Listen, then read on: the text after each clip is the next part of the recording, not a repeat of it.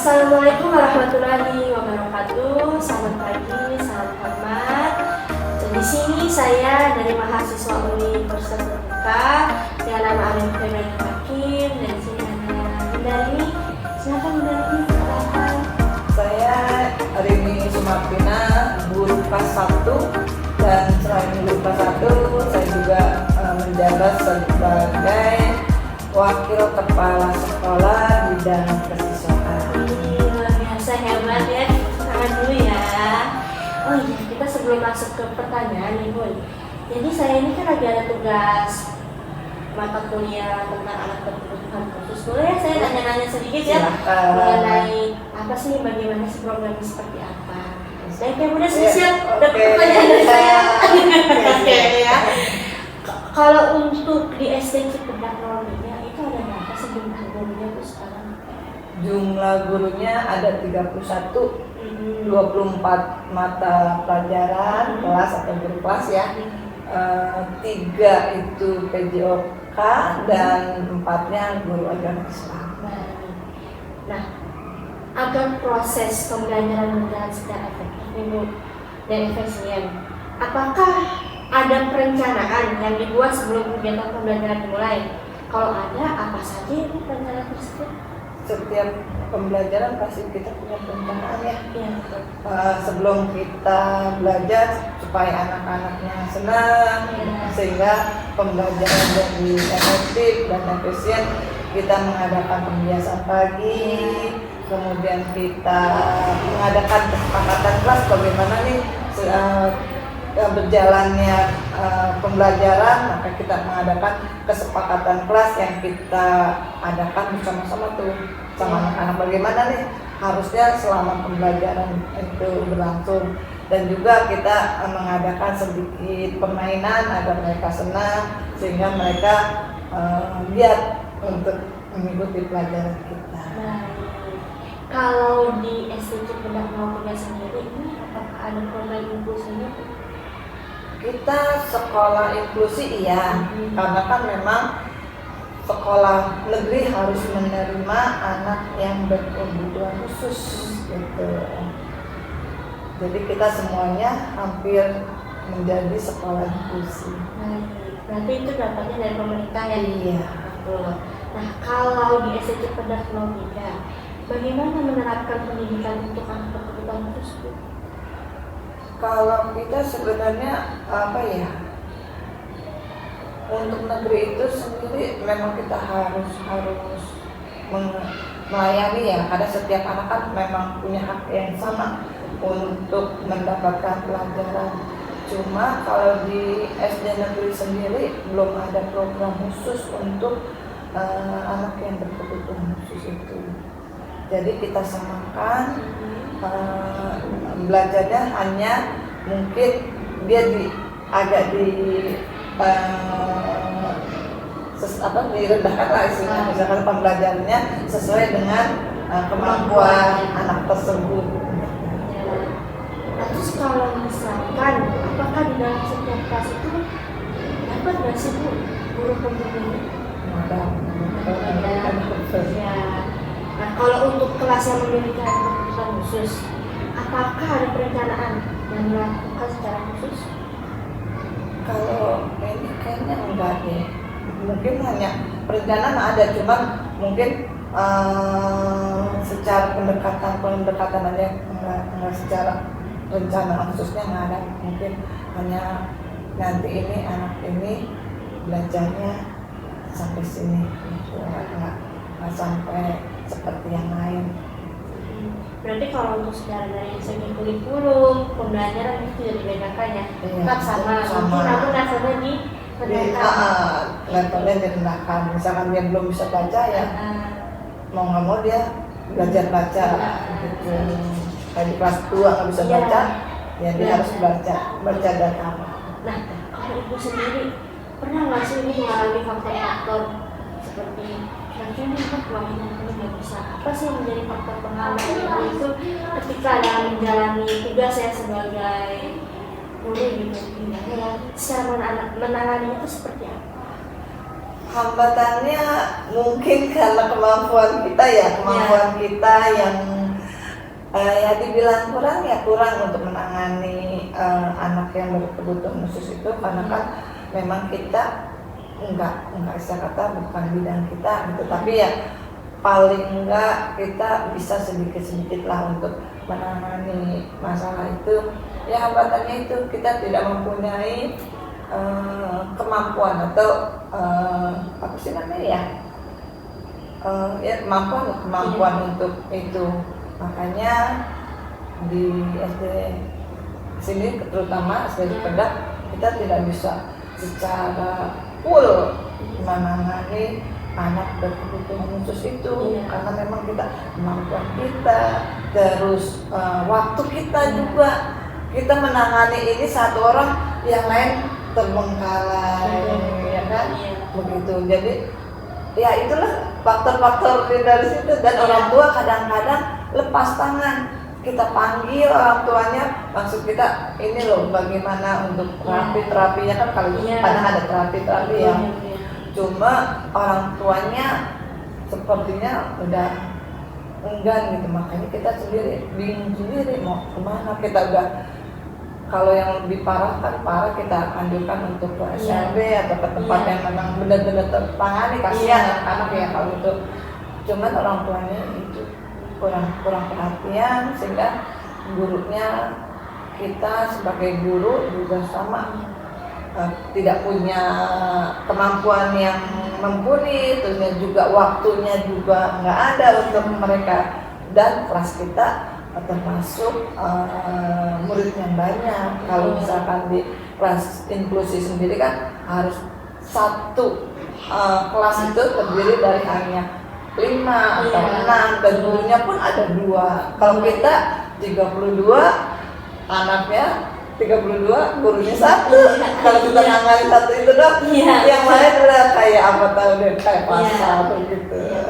Berarti seperti itu ya Bu ya, cara mengatasi anak yang berkebutuhan khusus dengan mungkin diterapi, dibicarakan dengan orang tuanya. Bu, ini loh seperti ini anak ibu, bukan berarti kita membedakan ya. Dan artinya kita tuh lebih sayang kepada anak-anak, tetapi dengan cara tersebut yang kita bisa melanjutkan lah untuk coba ke terapi atau bagaimana gitu. Atau kalau misalkan anak yang kurang bisa membaca, itu kan maksudnya ke disleksia itu ya. Nah, itu berarti coba kita gimana membaca. Terus ya salah satunya dengan tadi ya, memberi dorongan dan semangat aja gitu. Nah, untuk ibu sendiri apa sih Bu sebenarnya harapan di Indonesia nih Bu ya, harapannya terkhusus bagi dunia pendidikan itu gimana harapan ke depannya? Harapan ke depannya terutama untuk yang berkebutuhan khusus diadakan SD yang khusus inklusi ya, karena kita bukannya kita membedakan, tapi kalau kita kurang penanganan dari kelas inklusi sendiri, kasihan anak tersebut gitu, tidak berkembang. Sedangkan kita dituntut untuk mengajar seperti itu. Jadi kalau misalkan memang SD negeri terutama untuk mendapatkan anak yang inklusi, tolong juga gurunya juga diberikan yang sesuai dengan pembekalannya. Terus juga mungkin ada guru yang memang bidangnya ke situ, penanganan inklusi, bisa dijadikan guru di SD negeri untuk menangani anak-anak yang inklusi, atau mungkin berapa dalam waktu seminggu sekali mungkin didatangkan gitu dari mana gitu untuk menangani itu. Paling nggak membantu kita guru yang memang kurang kita simak, saya akui kurang dalam penanganan masalah anak-anak inklusi. Paling kita ya sebisanya kita. Jadi mohon ya, harapan kita mudah-mudahan bisa sejalan lah anak yang inklusi itu bisa jalan dengan tahapan mereka yang normal juga yang sama, jadi tidak timpang gitu, kesianan. Baik, benar ini berarti itu ya sarannya dan masukan untuk kedepannya, harapannya terutama pendidikan untuk anak berkebutuhan khusus. Sepertinya pertanyaannya sudah cukup ya Bunda Rini. Kita sudah di akhir sesi. Sekian dari saya Arifin Febriantur Hakim dan Bunda Rini selaku bidang wakil kesiswaan dan juga wali kelas kelas 1. Terima kasih. Wassalamualaikum warahmatullahi wabarakatuh. Waalaikumsalam warahmatullahi wabarakatuh.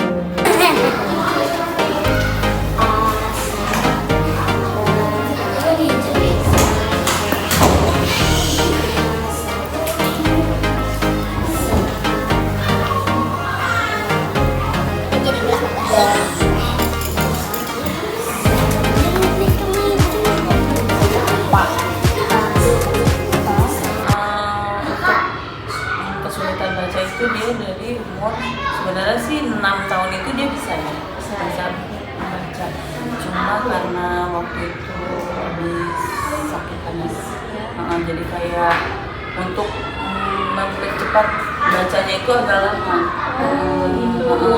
Padahal mah kita udah les, udah belajar juga.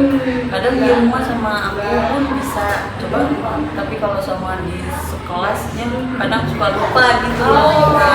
Jadi aku kadang di rumah gini, kamu tuh kenapa sih? Gitu. Di sini bisa, tempat les kadang bisa, kalau di sekolah nggak bisa gitu. Kadang aku kadang mama gitu. Rame, kan dia anaknya nggak terlalu suka rame Ya, betul ya. Jadi ya mungkin seperti itu. Jadi untuk gejala awalnya itu panasnya karena apa? Mungkin ada kan orang yang stepnya mungkin kejang-kejang, kejang-kejang, atau kalau Naura sendiri itu gimana? Dan bagaimana cara penanganannya? Apakah membawa ke terapi atau gimana Bunda selanjutnya? Kalau untuk panas kejang-kejang sih nggak panasnya kayak normal aja, cuma kayak nggak turun-turun gitu loh Kak. Oh, jadi berkelanjutan gitu. Itu berapa lama? Itu hampir nggak lama sih, hampir 5 harian, nggak lama. Cuma udah dibawa kan ke rumah sakit. Katanya biasa aja, nggak yang kayak normal biasa aja gitu. Cuma kan ya seperti itu. Makanya kadang kalau kita ajarkan bisa, misalnya apa? Iya. Tapi nanti kalau misalnya udah di sekolah, kadang kayak gitu.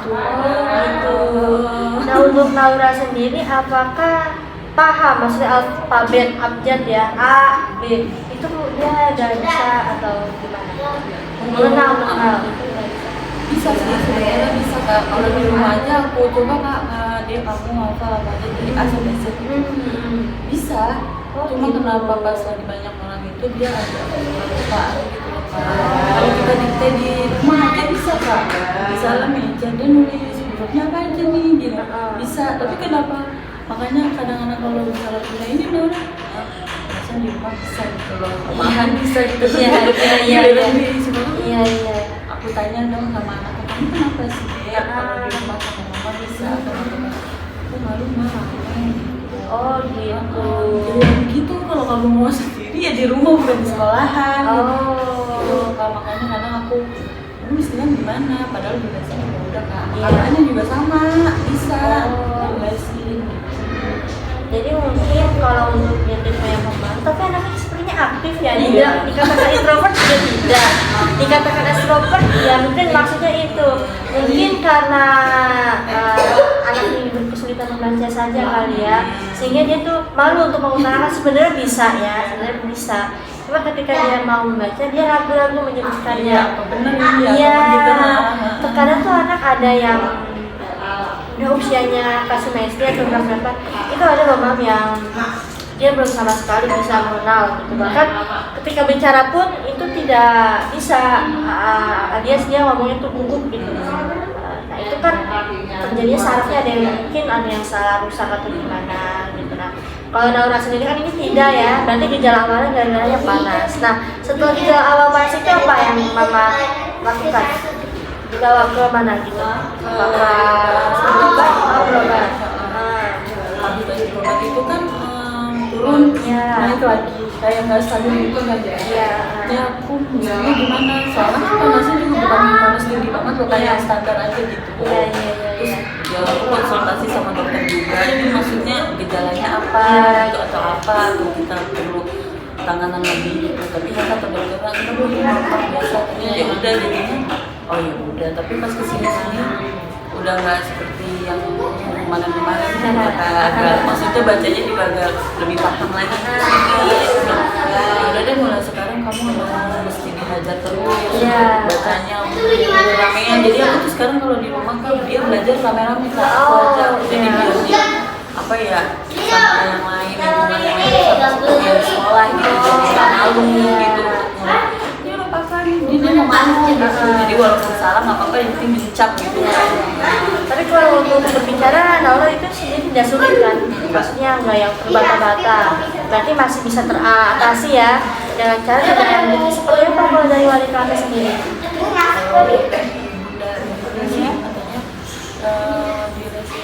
Oh, les apa di luar? Kalau di les luar sudah gitu kan? Betul. Ya udah semuanya bunda ajarin itu nanti selesai. Kalau udah selesai sekolah kita belajar dikit-dikit. Dia masih mau belajar.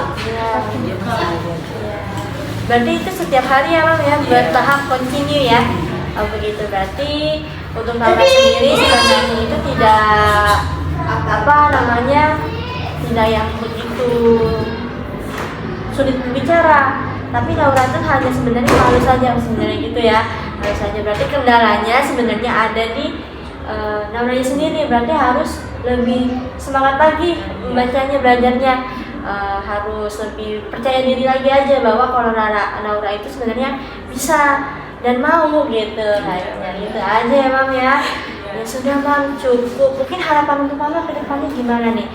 Terutama ya untuk calon-calon guru muda dalam membimbing anak didik serta didik dan pendidikan di Indonesia itu menurut Mama seperti apa harapannya? Harapan aku sih ya untuk calon-calon guru muda atau bagaimana dia biar bisa lebih sabar lagi untuk nanganin anak-anak yang mungkin belum bisa membaca atau bukan hanya sekedar bisa membaca aja ya Kak. Kadang kan anak belum bisa menulis. Ya harus bisa dipeluk, dirangkul, dibimbing gitu. Biar dia tuh lebih semangat, percaya diri. Oh ya aku bisa nih mah, aku bisa gitu. Yang penting kan belajar gitu sih Kak. Baik ya Mam, terima kasih sudah bersedia untuk dinarasikan saya. Mohon maaf kurang lebihnya atas pada dasarnya ini bukan membedakan, tapi hanya sebagai acuan bahwa saatnya pendidikan di Indonesia ini, terutamanya di sekolah dasar, itu perlu untuk dikembangkan, apalagi dalam menangani anak yang belum bisa membaca gitu kan. Itu harus ditangani secepat dan segera mungkin. Karena kan kalau tidak seperti itu dia akan tertinggal dengan teman yang lain, sedangkan Naura akan memasuki kelas 2 SD. Gitu ya Mam ya. Sekian dari saya dan Mama Naura. Wassalamualaikum warahmatullahi